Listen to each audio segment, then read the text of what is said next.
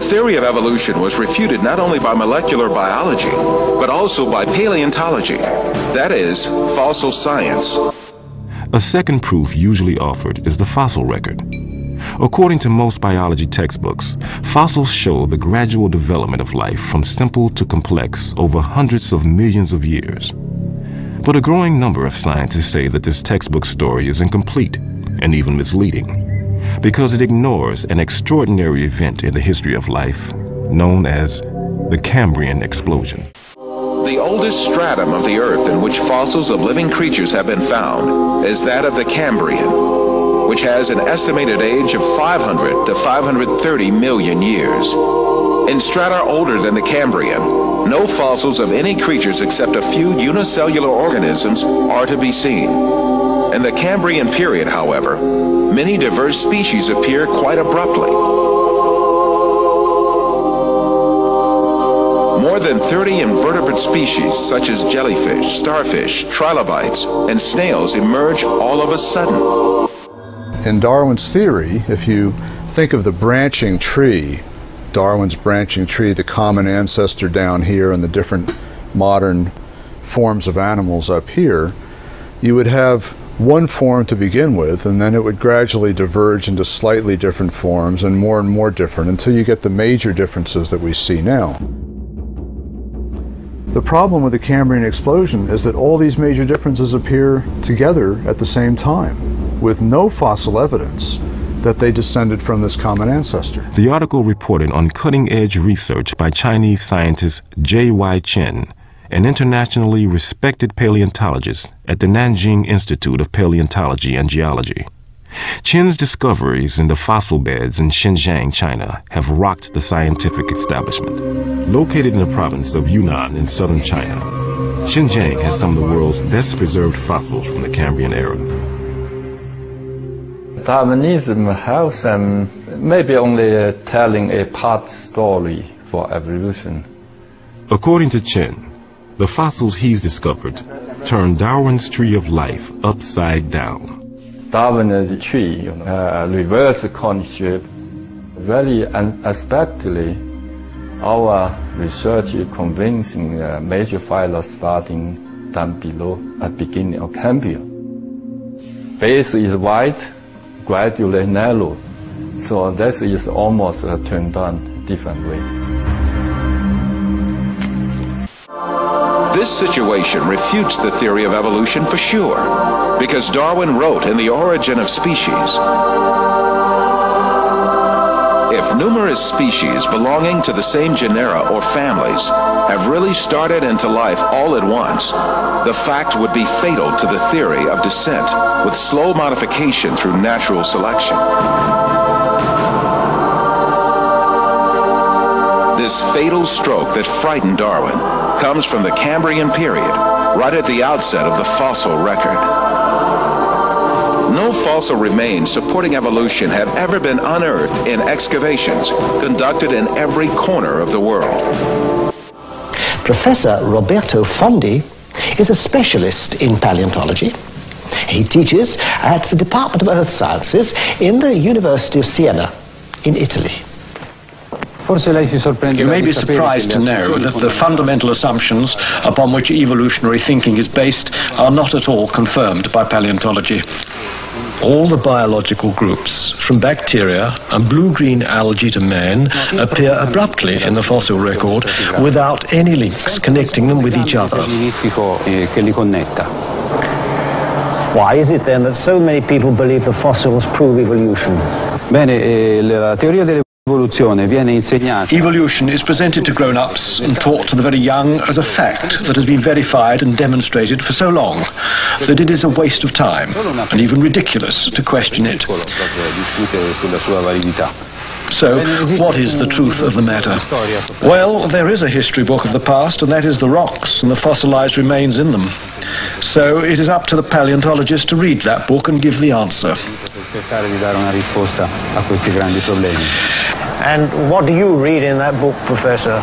The fact is that after nearly 2 centuries of intense research, the paleontological evidence for evolutionary theory is not only rare, but highly questionable. The point is that if evolution had really happened, the evidence would be in great abundance and incontestable. The museums would be overflowing with fossils, clearly documenting the transitions between the various biological groups. Yet there are none. Moreover, there is no indication that the situation will change in the future. Those very few fossils which are claimed to show some kind of evolutionary link, such as the amphibians Ichthyostica and Simoria, the reptile Proplogognathus, the bird Archaeopteryx, and the Australopithecine ape called Homo habilis, are very far from conclusive. Faced with these realities made clear by the fossil record, evolutionists directed all their attention to the claim that man evolved from ape-like creatures. 6,500 different ape species have lived so far, and the majority of them are extinct. The skulls of these extinct apes, both big and small, constituted a great resource for evolutionists on which to exercise their imaginations freely. Arranging the skulls of these extinct ape species from the smallest to the biggest, and adding some skulls of vanished human races to the series, evolutionists concocted the scenario of human evolution.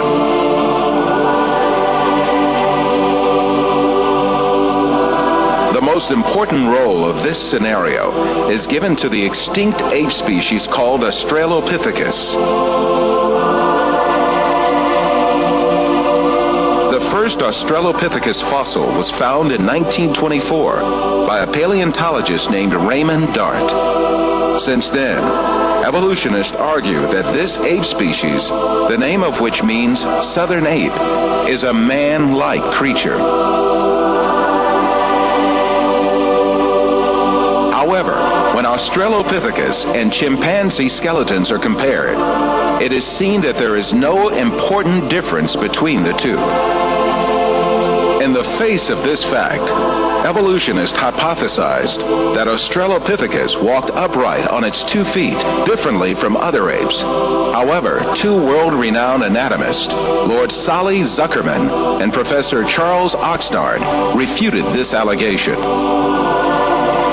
Simply put, Australopithecus, advanced as the ancestor of man by evolutionists, is merely an extinct ape species.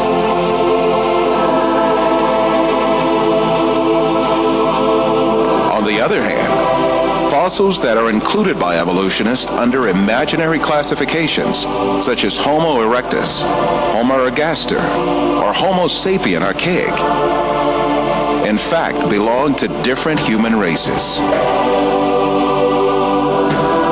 When these fossils are inspected, it is seen that their skeletons are essentially the same as those of people living today.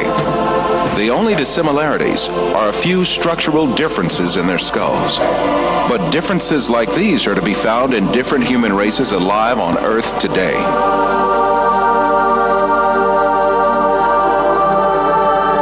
The famous evolutionist paleontologist Richard Leakey admits that the difference between the skulls classified as Homo erectus and those of modern men is only racial. These differences are probably no more pronounced than we see today between the separate geographical races of modern humans.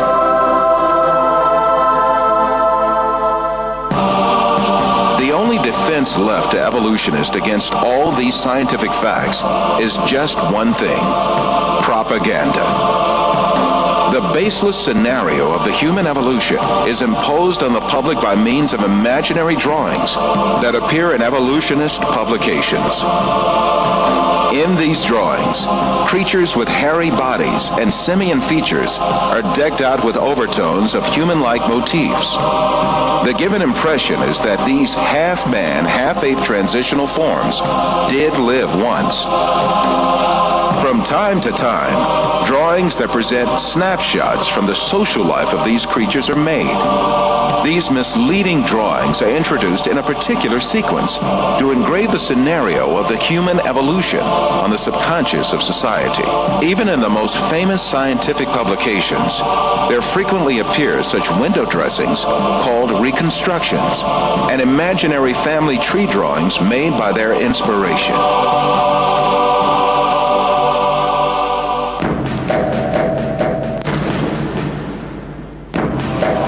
The imaginative power of evolutionists is not limited to fictional drawings and models.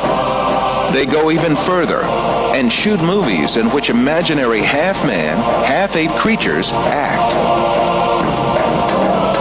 However, all of these are pure deception. The only evidence at hand is generally nothing more than a few skull fragments or a tibia. The hair, skin, nose, ears, lips, or other facial features of a living being cannot be determined from its bone remains.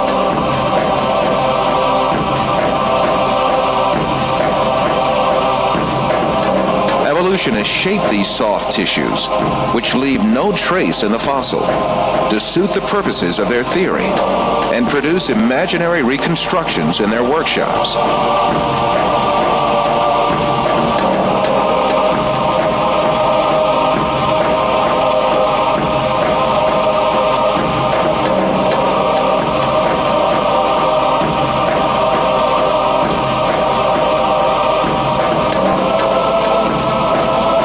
Houghton from Harvard University states that these drawings have no scientific value. You can, with equal facility, model on a Neanderthaloid skull the features of a chimpanzee or the lineaments of a philosopher.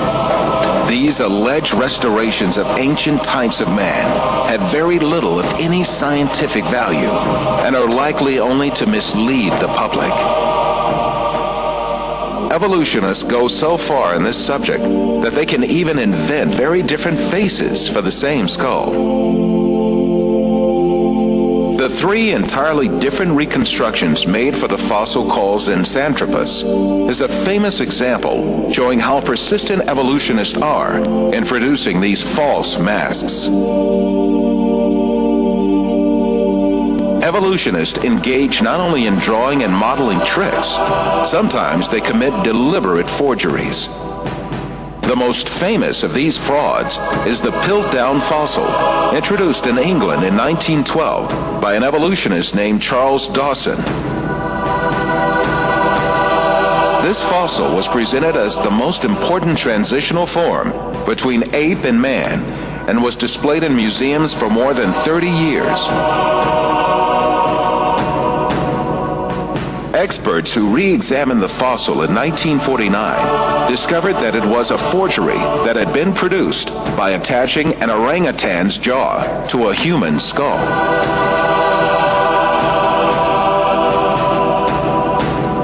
Another intermediate transitional form fabricated by evolutionists was the Nebraska Man. This was cooked up in 1922 on the basis of a single fossil tooth.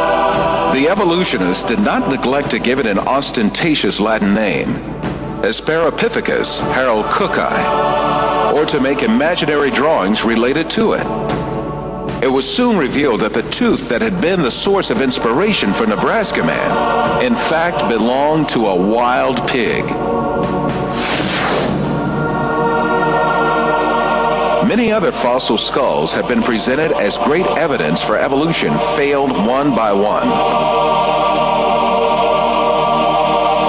Neanderthal Man was advanced as evidence in 1856, dismissed in 1960.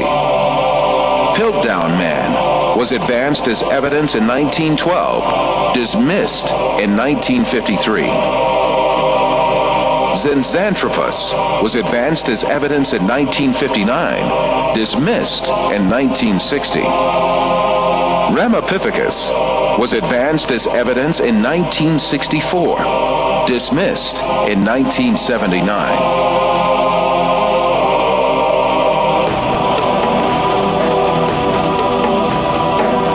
Despite all these facts, these skulls are still presented to the public through the media and in some evolutionist textbooks as if they were scientific facts.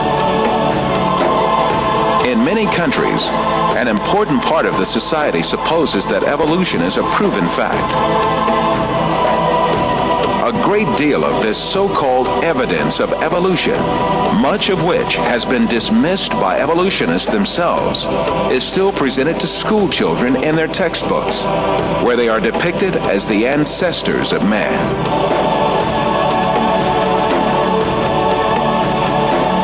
In fact, the truth that the evolutionists try so hard to deny and conceal is there for all to see. Species appeared all of a sudden and perfectly on the earth. That is, they were created. The divine creator, ruling over the whole of nature, created all kinds with their unique and perfect traits. That divine creator